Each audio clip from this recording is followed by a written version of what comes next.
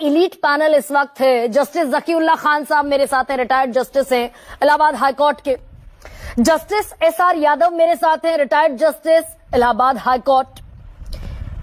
दो सीनियर वकील मेरे साथ इस चर्चा में जुड़ेंगे। आरके सिंह तो बल्कि छुट्टियों पर हैं और बहुत शुक्रिया आपका, आपने वक्त निकाला। Thank you. सुप्रीम कोर्ट में एडवोकेट हैं आरके सिंह। अलावा इसके संजय पारेख मेरे साथ हैं, एक और सीनियर एडवोकेट सुप्रीम कोर्ट में, देश की सबसे बड़ी अदालत में। और इस देश के वरिष्ठ पत्रकार विजय त्रिवेदी भी मेरे साथ हैं। दूसरी तरफ जस्टिस यशवंत वर्मा खड़े हुए दिखते हैं। जस्टिस यशवंत वर्मा के मामले में बड़ा प्रोएक्टिव नजरिया है सरकार का, इंपीचमेंट होना चाहिए क्योंकि भ्रष्टाचार का आरोप है। एसके यादव के मामले में जांच रोक दी गई है, भले ही हेट स्पीच का मामला हो, 5-5 साल तक की सजा का प्रावधान हो, उसमें इंपीचमेंट के प्रस्ताव को भी 6 महीने से दबाकर बैठी हुई है सरकार। ये कैसी तस्वीर है जुडिशरी को लेकर सरकार की? गरिमा, थैंक यू वेरी मच। ये देखिए गरिमा जी, ये दोनों जो केसेस हैं उसको एक साथ एक तराजू में रख करके देखना, इन दोनों डिलिंक्वेंट जजेस के लिए अन्याय होगा। Late me be very particular about it. I am using the word with all my consensus. कहिए ना सर। क्योंकि ये जो इनका जस्टिस वर्मा का एक्ट है या जस्टिस यादव का है, ये दोनों डिलिंक्वेंसी के कहीं बीच में आता है।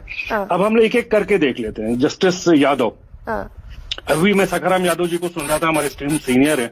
कभी कभी कहा जाता है कि no amount of good word can camouflage a wild intention. अब एक आप हेट स्पीच को टेस्ट करने के 3 ही तरीके होते हैं। आप उस 3 तरीके पे इनके बयान के उन कसौटियों पे कस के देख लीजिए। डीआईडी टेस्ट बोलते हैं हम, डेरोगेटरी, इन्फ्लेमेटरी एंड डिविसिव। आप इनके बयान में से कठमुल्ला, बहुसंख्यक, 50 शादियां करते हैं, ये तमाम चीजें अगर इनको आप उठा के इन तीनों टेस्ट पे डालेंगे तो ये 100% फिट केस है कि this man should be booked for hate speech and that is an unambiguous fact. Absolutely right. अब हमारे यहां से चलते हैं कि सुप्रीम कोर्ट के तरफ। The mandate to deal with the जजेस rest squarely with the Supreme Court. It cannot be outlet or outsourced to the government. That is what the constitutional scheme of things is. जिस दिन हमारे CGI साहब सरकार के recommendation को मान करके इंक्वायरी को स्टॉप कर देते हैं, and that very day the institutional integrity और उसके स्ट्रेंथ के साथ एक एपरेंट कॉम्प्रोमाइज होता है। यानी सरकार अगर दबाव बनाने की कोशिश कर रही थी तो जैसा संजय जी कह रहे हैं, रिटेलिएट करना चाहिए था सीजीआई को। मैं उसको थोड़ा सा सॉफ्ट कर देता हूँ, रेजिस्ट करना चाहिए था। वो कर ही नहीं सकते थे। ये कॉलेजियम सिस्टम जो है पिछले 78 ईयर्स में, this is one of the best system which has evolved through looking into the different system. एक दूसरी बात मैं आपको और बताता हूँ। देखिए बहुत इंटरेस्टिंग बात है गरिमा। सर एक सेकंड रोक रही हूँ आपको, बस जरा सा इंटरवेंशन है। पहले इस पॉइंट को क्लियर कर दीजिए कि क्या राज्यसभा सेक्रेटेरिएट यानी कि उपराष्ट्रपति जगदीप धनखड़ के ऑफिस की तरफ से ये कहा जा सकता है सुप्रीम कोर्ट को कि स्टॉप द इंक्वायरी? ये आउटराइटली आउटरेजियस रिक्वेस्ट है। इसमें कहीं कॉन्स्टिट्यूशनल स्कीम में कहीं भी कोई भी ऐसा प्रोविजन नहीं है। अगर कोई है तो यहाँ स्टीम्ड पैनलिस्ट बैठे हैं, हमें बता दें। मैं रिपीट कर रहा हूं, ये गले में यानी ये डोर को खींचने की कोशिश है क्या? कवायद है क्या? ये वीपी साहब अपने ऑफिस के जुरिस्डिक्शन को ओवर रीच कर रहे हैं। ओके। और अंडरमाइन कर रहे हैं सुप्रीम कोर्ट के मैजिस्ट्री को।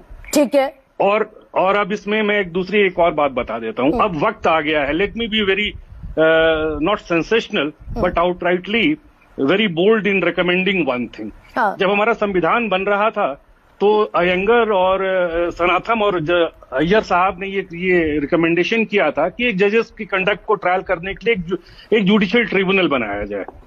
लेकिन अय्यर साहब ने बोला कि नहीं, इसको हम पार्ट पॉलिटिकल रखेंगे, पार्ट जुडिशियल रखेंगे। जहां पे करप्शन क्या है, कोई मिसकंडक्ट का बात होगा, वहां पे जुडिशियल प्रोसेस से इंक्वायरी कराएंगे और पार्लियामेंट को इन्वेस्ट कर देंगे कि आप इनके साथ जो डील करना है आप कर लीजिए, हटाना कैसे है, क्या करना है। अब वक्त आ गया है कि पार्लियामेंट से भी ये पावर लेकर के कॉलेजियम को अपने पास रख लेना चाहिए। ये पॉलिटिकल पावर्स उनको देने की कोई मतलब ही नहीं बनती है। जब इस पे डिस्क्रिमिनेट होता है अगर इस टाइप का अपरेंट डिस्क्रिमिनेशन आप करेंगे at the cost of one जज टू द अनदर जज, then resting that very power is something जो हमारे कॉन्स्टिट्यूशनल मेकर्स के सेंटिमेंट के अगेंस्ट में है। इसमें मैं अपने सुप्रीम कोर्ट के साथ खड़ा रहूंगा, इसमें कहीं कोई दो राय नहीं। मतलब ऑफेंस तो सर, ऑफेंस तो क्या मैं सही समझ रही हूँ, आप सब लर्नेड हैं यहाँ पर और मेरी जानकारी बड़ी सीमित है, लेकिन क्या मैं सही समझ रही हूँ कि हेट स्पीच को लेकर भी धाराएं 196, 197, 298, 302, 356, 356, 4 हेट स्पीच को लेकर भी धाराएं और बाकायदा सजा है बीएनएस में, भारतीय न्याय संहिता में, और करप्शन को लेकर भी बीएनएस में धाराएं भी हैं और सजा भी है, तो यानी कि दोनों ऑफेंस है ना। ऑफेंस तो है ही है। अगर जजेस द्वारा किया जाता है तो ऑफेंस पार एक्सेलेंस है, गुनाह अजीम है ये। और आप सुन लीजिए, ये हिंदुस्तान में पहली बार ऐसा हो रहा है। इसके पहले 1949 में इलाहाबाद हाई कोर्ट के ही जस्टिस एसपी सिन्हा साहब को उस दौर में 1935 का जो गवर्नमेंट ऑफ इंडिया एक्ट था उसके बिना पर उनको हटाया गया था प्रूवन मिसकंडक्ट और डिलिंक्वेंसी ऑफ माइंड पे। आज तक सुप्रीम कोर्ट में या किसी भी कोर्ट में इस टाइप के चार्जेस नहीं लाए गए हैं जजेस के अगेंस्ट में। जो भी चार्जेस लाए गए हैं वो करप्शन के लाए गए हैं।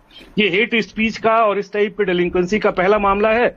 या ये पूरी आवाम जो है सुप्रीम कोर्ट की तरफ बहुत एक्सपेक्टेड नजरों से देख रही है कि शायद बाकी लोगों के साथ अगर हेट स्पीच पे इंसाफ होता है तो अपने जजेस के साथ क्या होगा।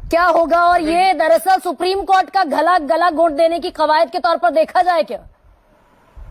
नहीं, सरकारों को तो एक कमजोर सुप्रीम कोर्ट अच्छा लगेगा, किसको अच्छा नहीं लगेगा। तो विजय, सुप्रीम कोर्ट एक कमजोर है। जी। तो विजय जी, सर मैं लौटूंगी आपके पास आरके सिंह, ऑलवेज इंसाइटफुल। लेकिन विजय जी, ये भाई हम तो जुडिशरी की, जैसे निशिकांत दुबे ने बयान दिया, जेपी नड्डा ने किनारा कर लिया कि हम तो न्यायपालिका की स्वतंत्रता में विश्वास रखते हैं, और बैक ऑफ द डोर ये गला घोंटने की कोशिश भी है क्या? आरके सिंह कह रहे हैं नजीर बनती अगर एसके यादव के खिलाफ इंटरनल इंक्वायरी पूरी होती। भाई हमारे चश्मे को सूट करता है, विश्व हिंदू परिषद के प्रोग्राम में बोल रहे हैं, बहुसंख्यकों के हित में बोल रहे हैं, हिंदुओं की बात कर रहे हैं, मुसलमानों को गाली दे रहे हैं, हमें सूट कर रहा है, रोक दो इंक्वायरी। यार भाई शुक्रिया। एक तो 4 लोग बड़े विद्वान लोग आपके पैनल में बैठे हुए हैं, जजेस साहब भी हैं और दोनों बहुत सीनियर वकील हैं। मैं चारों ही लोगों को बहुत सम्मान करता हूं, लेकिन मसला थोड़ा सा अलग है। इसमें मैं इस मसले पर नहीं जा रहा कि हेट स्पीच अपराध है कि नहीं, वो तो सारा अपराध जो है वहां पर लिखा हुआ ही है, और करप्शन का जो मसला है वो भी अलग है। मसला क्या है? एक तो आप जिस बात को बार बार डिस्क्रिमिनेशन कह रहे हैं हमारे यहाँ पर सब लोग, उसको समझने की जरूरत है। दोनों मसलों में फर्क क्या है? हो सकता है मैं कम समझता हूं क्योंकि चारों लोग बहुत विद्वान लोग हैं। मैं पार्लियामेंट्री नजरिए से बात करता हूं, जुडिशियल नजरिए से बात नहीं करता। ये बात ठीक है कि ये लड़ाई लगातार चल रही है कि जुडिशरी वर्सेस पार्लियामेंट को या लेजिस्लेटिव को लेकर सरकार परेशान है, या जो भी लोग परेशान हैं वो कॉलेजियम सिस्टम को खत्म करके एनजेसी पर बात करना